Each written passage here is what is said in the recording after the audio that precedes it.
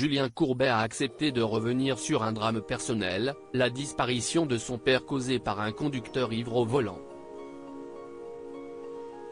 L'invité de cet avou ce mardi 28 février a fait un rapprochement avec le cas de Pierre Palmade.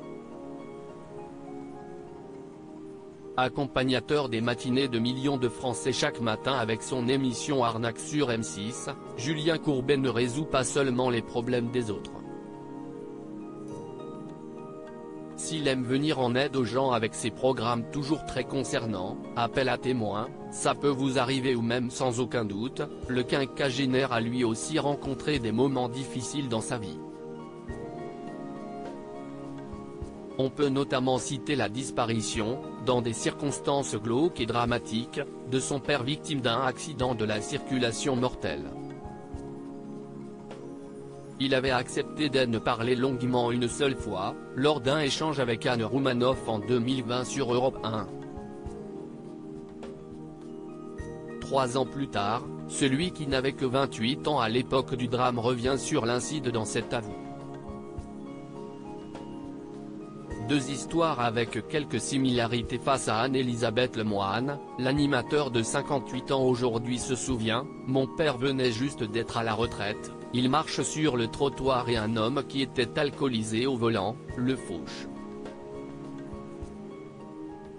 Il le fait exploser, il n'y a pas d'autre mot.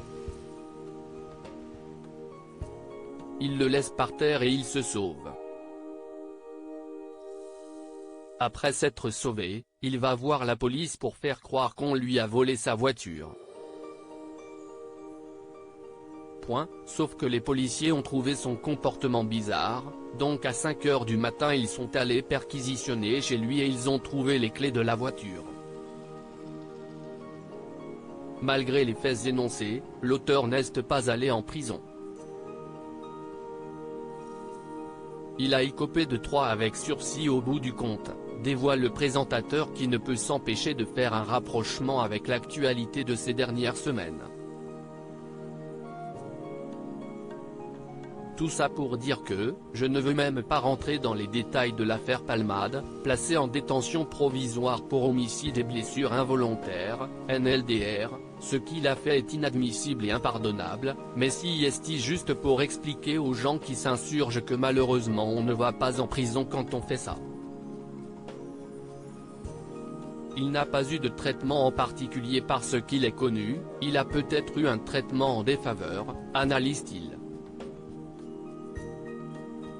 Une opinion bien tranchée. L'ex-visage de TF1 aimerait aider ce type de personnes, comme l'homme qui a tué, son père, pour éviter que de telles situations se reproduisent. Je souhaite qu'il soit soigné et surtout après, je pense que je l'aurais accompagné pour aller dans les écoles, les facs etc. Afin qu'il explique ce qu'il s'est passé. Qu'il dise j'ai pris le volant complètement saoul et j'ai brisé une famille, explique cet habitué du petit écran.